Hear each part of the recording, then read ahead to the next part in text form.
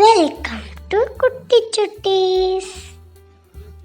Hello குட்டீஸ், இன்னைக்கு நம்ம பார்க்க போற கதை மான் குட்டி மருத்துவர். ஒரு அடர்ந்த செழுமையான காட்டுல மான் குட்டி ஒன்று தன்னோட அம்மா கூட வாழ்ந்து வந்தது. அதே காட்டுல கரடி ஒன்று விலங்குகளுக்கெல்லாம் பள்ளிக்கூடம் நடத்தி வந்தது. கரடி தான் அந்த பள்ளிக்கூடத்துக்கு தலைமை ஆசிரியராக இருந்தது. அந்த பள்ளிக்கூடத்தில் யானை ஒன்று ஆசிரியராக வேலை பார்த்துச்சு. விலங்குகள் எல்லாத்துக்கும் யானை தான் பாடம் நடத்துச்சு. மான்குட்டி தினமும் அந்த பக்கம் போகும்போது விலங்குகள் எல்லாம் பாடம் படிக்கிறத ஏக்கத்தோட பார்க்கும். ஒரு நாள் மான்குட்டி தன் அம்மா கிட்ட இப்படி கேட்டுச்சு. அம்மா, காட்டுல உள்ள முயல், மயில், சிங்கம், நரின்னு எல்லா விலங்குகளும் பள்ளிக்கூடத்துக்கு போகுது. ஏன் நீங்க என்ன மட்டும் அனுப்ப மாட்டேங்கிறீங்க? எனக்கு படிக்கிறதுனா ரொம்ப பிடிக்கும். நானும் பள்ளிக்கூடத்துக்கு போறேம்மா. இதோ பாரு குட்டி பையா, பள்ளிக்கூடத்துக்கு போய் படிக்கிறதுனால அறிவு கிடைக்கும், அதெல்லாம் சரிதான். ஆனா வாழ்றதுக்கு உயிர் வேண்டாமா? அங்க சிங்கம், புலின்னு நிறைய பேர் படிக்க வர்றாங்க. அவங்கெல்லாம் நம்மளோட எதிரிகள். நம்ம கூட்டத்தை பார்த்த உடனே கொன்னு சாப்பிடுறவங்க. அவங்க படிக்கிற பள்ளிக்கூடத்துக்கு நீ போனா உன்னை கொன்னு இரையாக்கிக்குவாங்க. உன்னை பலி கொடுக்க நான் விரும்பல. அப்படி பார்த்தா மயில், முயல், காட்டு பூனைன்னு எல்லாம் தான் பள்ளிக்கூடத்துக்கு போகுது. சிங்கம், புலி, நரி எல்லாம் அவங்கள எதுவுமே பண்ணலையே. நீங்க தேவையில்லாம பயப்படுறீங்கம்மா. இங்க பாரு குட்டி பையா, நீ எத்தனை தடவை என்கிட்ட கேட்டாலும் சரி, எவ்வளவு சமாதானம் சொன்னாலும் சரி, உன்னை என்னால பள்ளிக்கூடத்துக்கு அனுப்ப முடியாது. நீ என் கூடவே பாதுகாப்பா இரு, அது போதும். இதுக்கு மேல நீ எதுவும் பேசாத, வா போகலாம் அப்படின்னு குட்டிமானோட அம்மா சொல்லிடுச்சு. குட்டிமானுக்கு ரொம்ப வருத்தமா இருந்துச்சு. மறுநாள் விளையாடிட்டு இருக்கும்போது குட்டிமான் எதேச்சையா தலைமை ஆசிரியர் கரடிய பார்த்துச்சு. கரடி கிட்ட தன்னுடைய ஆசையையும் சொல்லுச்சு.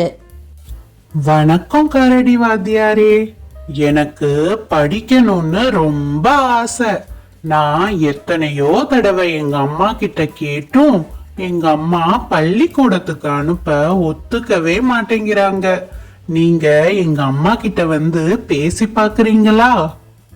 படிக்கிறதுல இவ்வளவு ஆர்வமா இருக்கிற, அப்புறம் ஏன் உங்க அம்மா உன்னை பள்ளிக்கூடத்துக்கு அனுப்ப மாட்டேங்கிறாங்க?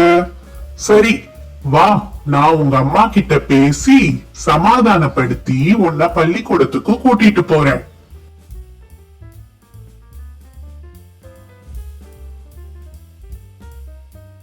வானம்மா, வாழ்க்கைக்கு படிப்பு எவ்வளவு அவசியம்னு உங்களுக்கு தெரியாதா? படிப்புல ஆர்வமா இருக்கிற உங்க பையனை எதுக்கு பள்ளிக்கூடத்துக்கு அனுப்ப மாட்டேங்கிறீங்க? வாழ்க்கைக்கு படிப்பு அவசியம்தான், ஆனா வாழ்றதுக்கு உயிர் அதை விட முக்கியமாச்சே. சிங்கம், புலி, நரின்னு எங்க இனத்துக்கே எதிரிகள் அத்தனை பேரும் உங்க பள்ளிக்கூடத்துல தான் படிக்கிறாங்க. நான் எப்படி அவங்களையெல்லாம் நம்பி என்னோட குட்டிமான பள்ளிக்கூடத்துக்கு அனுப்ப முடியும்? அவங்க என் குட்டிமான கடிச்சு சாப்பிட்டுருவாங்க. அவன் இல்லாம என்னால வாழ முடியாது. நீங்க தேவையில்லாம பயப்படுறீங்க மானம்மா. அப்படி பார்த்தா யானை தான் அங்க ஆசிரியராவே இருக்குது. அத சிங்கமும் புலியும் ஒண்ணும் பண்ணலையே. அது மட்டுமா, முயல், காட்டு பூனை, மயில்னு மத்த சாது விலங்குகளும் அங்க ரொம்ப நாளா படிச்சுட்டு தான் இருக்கு. யாருக்கும் எந்த ஒரு ஆபத்தும் வரலையே. நீங்க ஏன் இப்படி தேவையில்லாம பயப்படுறீங்க? யானை உடல் அளவுல நல்ல பலசாலி, அதனால சிங்கமும் புலியும் யானைய ஒண்ணும் பண்ணல.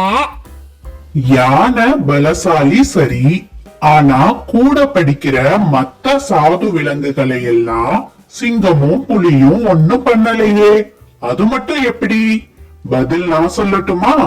கல்விக்கு முன்னாடி பலசாலி சாதுன்னு யாருமே கிடையாது, எல்லாருமே சமந்தான். நீங்க யானையையும் என்னையும் நம்புறீங்கல்ல, அப்போ தைரியமா உங்க குட்டிமான பள்ளிக்கூடத்துக்கு அனுப்பி வைங்க. அவனுக்கு ஒன்னும் ஆகாது. அவன் நல்லபடியா படிச்சு ஒரு நல்ல நிலைமைக்கு வருவான். சரி கரடி வாத்தியாரே, நீங்க இவ்வளவு தூரம் சொல்றதுனால உங்க மேல நம்பிக்கை வச்சு என்னோட பையனை நான் பள்ளிக்கூடத்துக்கு அனுப்புறேன். நாளையில இருந்து தினமும் அவன் பள்ளிக்கூடத்துக்கு வருவான். அவனை நல்லா படிக்க வைக்க வேண்டியது உங்களோட பொறுப்பு. கவலைய விடுங்க, அவனை நல்லா படிக்க வச்சு பெரிய ஆளா ஆக்கி காட்டுறேன். மானம்மா சொன்ன மாதிரியே மறுநாள்ல இருந்து மான்குட்டிய பள்ளிக்கூடத்துக்கு அனுப்பிச்சது. மான்குட்டி எல்லா விலங்குகளையும் விட ரொம்ப நல்லா படிச்சது. யானையும் கூடுதல் சிரத்தை எடுத்து நல்லா மான்குட்டிக்கு சொல்லி கொடுத்தது. மான்குட்டி கஷ்டப்பட்டு படிச்சு மருத்துவரா ஆகிடுச்சு. ஒரு நாள் மான்குட்டி காட்டு வழியா நடந்து போயிட்டு இருந்தது. அப்போ புலி ஒன்று ஒட்டகச்சிவிங்கிய கொன்னு சாப்பிட முயற்சி செஞ்சிட்டு இருந்தது. இத மான்குட்டி மருத்துவர் பார்த்துச்சு. புலியண்ணா, அந்த ஒட்டகச்சிவிங்கி அம்மாவை விட்டுடுங்க. அவங்களோட குட்டி ஒட்டகச்சிவிங்கி தன் அம்மா எப்ப வரும்னு காத்துட்டு இருக்கோம். பாவம்ல, தயவு செஞ்சு ஒட்டகச்சிவிங்கி அம்மாவை கொல்லாதீங்க. இந்த ஒட்டகச்சிவிங்கிய கொன்னாதான் நான் என்னோட குட்டிங்களுக்கு சாப்பாடு கொடுக்க முடியும். ஆமா, நீ யாரு? நான் இந்த காட்டுக்கு மருத்துவர். யாருக்காவது அடிபட்டாலோ உடம்பு சரியில்லாம போனாலோ நான் தான் சரி செய்வேன். ஓஹோ, அப்படியா? சரி, நீ சொன்னதால இந்த ஒட்டகச்சிவிங்கிய நான் விட்டுடுறேன்.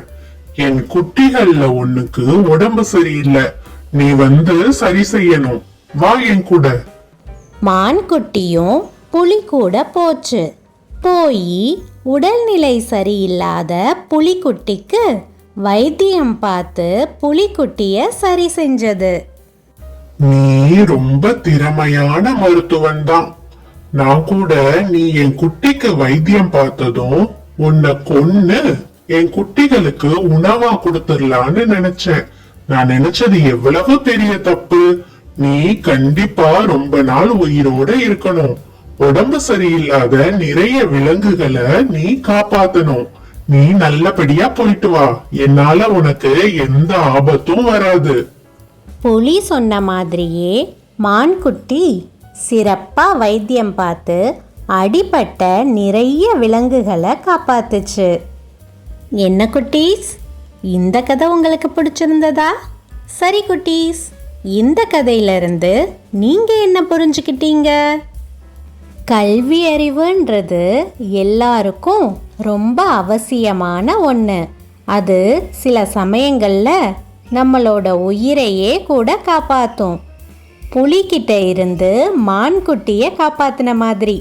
சரி குட்டீஸ், இன்னொரு நாள் இன்னொரு கதையோட உங்களை வந்து சந்திக்கிறேன். Thank you for watching.